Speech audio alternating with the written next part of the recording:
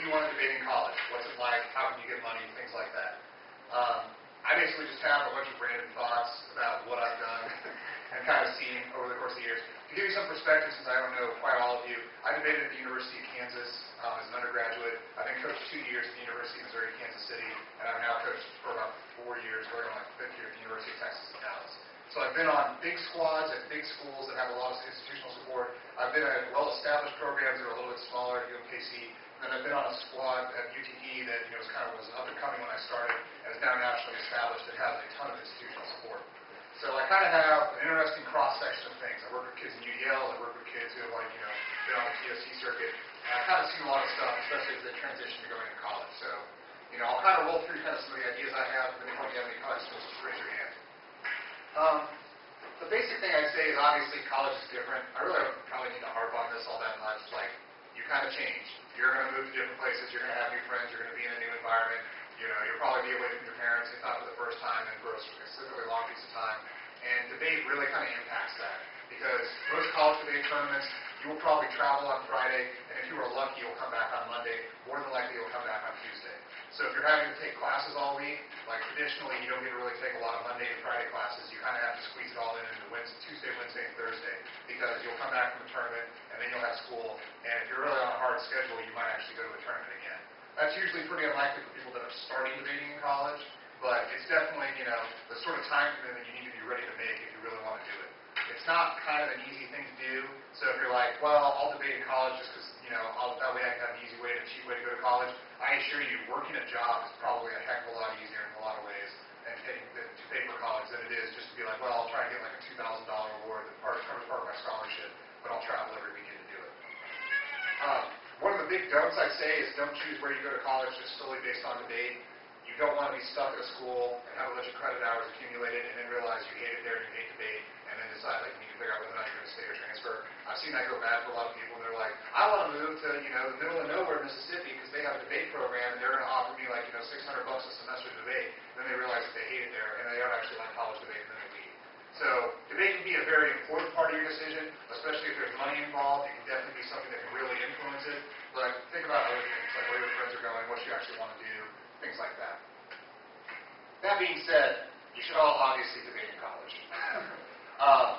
In case you haven't figured it out now, our activity is kind of unique, but it also teaches you a lot of things that you just don't get anywhere else in the educational system. The research skills, the public speaking, all of this comes back to play later when you're in college classes. I mean, it probably helps with your high school classes, but I'm not going to lie, the number of times I've managed to write a paper based off of a file that I've already cut is just too numerous to answer. I mean, it just was a consistent pattern. It's awesome. Yes, you want a paper on the Rwandan genocide? I cut an half of the Rwandan genocide and the African development assistance topic. I know how to update that literature. I know what I'm looking for. I know the acronyms. It's totally sweet. What else you got? I can do anything. It would be a source of work experience for you, both in terms of working camps, as well as, it has the potential to get you other sorts of connections that you can get, both with peers. There are a lot of people that debate in college that wind up going on to law school and different types of grad schools. Those are good people to know, in order to activate and try and, get jobs later on in your life. People that are coaches sometimes transition out and, they wind up getting other jobs. And then there are also just people who love debate. I had a friend of mine who used to debate at UT Dallas, and she basically got her first job out of law school, like a summer internship, based solely because, not solely because she was obviously incredibly qualified, things like that, but they were like, hey, you did debate all those years? Awesome. We like debaters. We know they're smart. We've had debaters in our office before. You're hired. And so it's kind of one of those things that can really help you. Not to mention that, you also get a bunch of travel experience. You get to go to a lot of cool places and have some fun and things like that. The activity's hard, but, the people are fun and it makes you better. So what do you think you'd look for in a college debate program? What would you want to do? What would you want to see there? What would you look for? Questions? How do you? They'll let us run Ks. Will they let you run Ks? Yeah. Argumentative style and selection. That's a good one. Anyone else over here? There's only 6 of you, so I can force you to talk. The circuit that they run. Yeah, the circuit, how far you travel, things like that. How often you debate. Yeah, definitely. The intensity of your travel schedule is one thing. Anything else? Those are probably the big ones, although I'm surprised no one mentioned the scholarship thing, but we'll come back to that in a second. Yes, you want to ask about travel schedule when you're going to a college and you're talking to a director or somebody. How often do you travel? How often do you travel when you're young? How often do you get a chance to travel? You kind of want to look at what the workload is like. Do you have to kind of file a week? Do you have to always take assignments? Do they not put amount of emphasis on you doing work? How much university and alumni support is there? Like, you probably want to ask a program, it's like, have they increased your budget over the last 3 years, or have they decreased your budget over the last 3 years? To get an idea on if the school, like, actually likes the program. Because every once in a while, a debate program does get cut. Financial times are hard. Sometimes, they just don't want to spend the money, and they make a program go away. So making sure they have proper institutional support is usually good. You kind of also want to ask who they have coming in, both in terms of debaters and coaches. Like, you'd hate to be like, the only debater that's starting at a squad that has like 2 people who are both graduating that year. That probably wouldn't be good for you. You probably want to be someplace where there are going to be people coming in, and hopefully people you know, but at least other types of debaters coming in. And you also kind of get an idea of what they have in terms of coaching staff. Because who coaches you in college matters. I mean, it matters in high school, but it really matters in college because you need people that are going to be, willing to do the work for you and kind of know what they're doing. You don't just want people who are, random fools that just kind of stumble in and are like, I could probably coach debate. I don't know anything about it. And if you haven't taken away, so everything that we've done right now to show you how intense our activity can be kind of gets magnified a little bit at the next level. So you really want to make sure you're, just like you pick a doctor carefully, just like you pick your lawyer, if you ever get in legal trouble, I forbid you do. But if you did, you want to pick somebody that's the best. And that's kind of the sort of thing you look at when you look at coaching staffs. And then, like we said, what kind of arguments you run. If you're familiar with football, if you're familiar with basketball, or, like there are certain styles of plays that, coaches run depending on how they are. If you go to a particular type of dance school, there's a particular type of dance, that they're going to do. If you go to a particular type of medical schools, there are type of medical, programs that they specialize in. It's the same way in debate. Debating for the university, debating for Michigan State would be very different from debating for like UT San Antonio. And, debating with for UTE would be very different than debating from like Kansas. These are all different things that kind of happen based on what the squad is. There's no one really out there that, like, I would say that, like, would probably say you could never run a critique or anything like that. That's kind of gone by the wayside. But there are certainly squads where you're not going to get the support you need for certain types of arguments, like a critique, that you could get at other schools. And, that's also the same thing that's true for policy arguments. So you kind of want to think about these things in terms of what they run. Check their case lists. I mean, there's a college case list online that tells you all that stuff. Last thing, scholarships. Some schools have a lot of money. Some schools have a little bit of money. Some schools have no money. When I started at Kansas, they actually had a pretty small scholarship fund, despite the fact it was a huge program and well established. It was basically like an endowment, and a lot of times, it was just kind of like whenever management happened to come through, I'd get money to help me pay my tuition. But I wasn't on scholarship, like, in a way that we kind of have structured in different ways. At UTE, we have a great deal. Every incoming freshman, or fresh person, gets reviewed by the school, and if your grades are high enough, then you get enough, then you automatically qualify for certain scholarships, called McDermott scholarships and things like that. The problem is that you really have to have phenomenal grades in order to get this. Like, we're talking, you need to be like the, like 28, 29, 30 on the ACT, probably, 3.8 GPA, like top 20% of your class. If you're there, you're going to get your entire school paid for by UTD absent debate. Now, if you don't have those kind of grades, we do have debate scholarships that are especially given just to people who are, maybe didn't quite get that money, but, we have a mixture of criteria that we use for that. I'll talk about that more in a second. So what scholarship money's like, when it's guaranteed, when you're going to get paid. Keep in mind that, you come from a smaller school, you don't have a lot of wide travel experience. It might be hard to get, like, lined up at Michigan for a full ride scholarship for debate, just because they're going to have a lot of, like, individuals who have traveled, who have a lot of demonstrated success in high school that they're going to want to sign up first. And so, you really got to find the right sort of school that's going to make you the right kind of offer. And there are those schools available, but it may just not be like what your first choice is. So you may wind up thinking about, well, if I really want to go to school and go to like a tier 1 type top flight university, I may wind up having to leave the state and go kind of far, because that's the only place that I can find a school that will pay me to debate. I kind of touched briefly on what a tournament's like. It's hard. You prep in the summer. I've been cutting cards on the college topic since the beginning of June.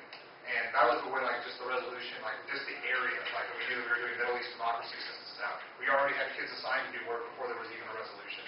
You prep through the summer. You prep up until the tournament happens. You do your preps, and then, the tournament happens. You have assignments. You travel Friday. Your average day is you're up at about 6 to 7 a.m. You debate all day. You get home at about 8 or 9 p.m. You have dinner and you talk with the coaches, because then you're more than likely going to go to bed or cut some updates, and the coaching staff will figure out where, what new things got broken. They'll cut updates. And so that means that on Sunday, when we all wake up at 6 or 7 a.m., you've got new files you have to get prepped and get ready for that day's debates. Which then, if you're lucky and you make it to the elimination rounds, you can get up on Monday at 6 or 7 a.m. And if you're really phenomenal, then you might debate all day until about 10, 11 o'clock at night, at the earliest to get through to the finals. So that's kind of what the average college tournament's like. It's, in some ways, if you're at the top flight of it, it's an endurance test. It's hard. It's a lot of fun. If you're into the competition, it's sweet. But just to let you know that, like, that's what the kind of travel is like. And then, for example, like this last year, I've been doing doctoral classes, so I'll go back from a tournament after spending the entire weekend, cutting cards and researching, doing all that, just to step in and take, 3 nights of classes, just to then flip around and travel that next weekend. Now, it might not be that intense for you, but it could be, and if you really want to be good at it, there's a decent chance it'll kind of start to be like that. So, I'm not trying to dissuade you, but I'm also not trying to be like, oh, you can come in, you're the bait, you travel when you want, it's super easy, everybody loves each other, it's not hard. I mean, if you want to be good at this game, you got to be ready to play. And it's going to be a little bit intense, and you're going to have to make some sacrifices. But, it's a lot of fun. And like I said, people who are the top flight of the activity, it opens a lot of doors for them in a lot of ways, both in terms of employment in the debate community afterwards, and in terms of grad school and law school admissions and things like that. So, if you want it bad enough, they can do a lot for you. But, it's also going to be, it's not going to be easy. And that's one of the things I think I see people who are like, I debated the TOC circuit, I know what it's like. And you don't. You really don't. Because most people who are coaches in the debate activity are professionals who are hired to coach debate. So that means that, you're now up against people who are dedicated and have been doing this for 10 to 20 years who are cutting cards on your affirmative. So think about what that means.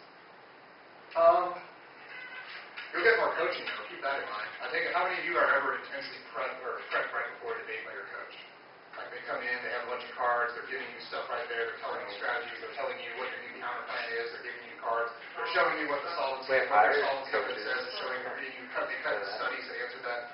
That's the sort of coaching that you get in college if you go to the right kind of program. Now, that may not be everywhere. Coaches have different sorts of styles and things like that, but, you should be expecting to, actually get coached by your coaches when you go someplace in college and you want to debate the policy debate. So, it's harder, it'll get harder on you, but you also get more help in a lot of ways if, you choose the right program. All that aside, keep in mind, you can debate in college and have fun. There are a lot of people, especially on the UTD squad, we like numbers. Numbers are good. They're what we can present to the administration to be like, we're a big program. You give us $100,000 to debate, and I swear we don't spend it all on 6 people, even though we kind of do spend most of it on 6 people. But we do have a fairly big squad. So you can go in, you can have a lot of fun in JV, you can have a lot of success. There are a lot of people who if you're like, well, people know that I just did JV, a lot of people just don't know that. They don't really know what the difference is. All they see on your resume or something is I did policy debate in college for 3 or 4 years. And so, it's something you can definitely do. And it's a lot of fun as well. And it's the sort of thing where if you're just not sure, you can really just develop and kind of step into it. So if your first year in college debate, you're just like, I want to take it easy, I want to adjust to college, I want to have some fun and kind of travel around and see what it's like. You can totally do that sort of circuit and see if it's for you or if it's not for you, or, if you don't make up your mind, there's always a second year JV debate if you want it. So if you're in it to win it, though, and if you're in it for the NET, it's hard. The program you go to will matter. You will have to research and research a lot. That is the only way you get better. That's the only way you get good. That's the only way you avoid your coaching staff from throttling you because you took an assignment and didn't complete it. Now we lost the debate to a school that none of us want to lose to. You're going to have to give up a lot of your free time. It kind of makes school a little bit more tricky. You have to travel a lot. It'll kind of impact some of your other relationships. It isn't always easy.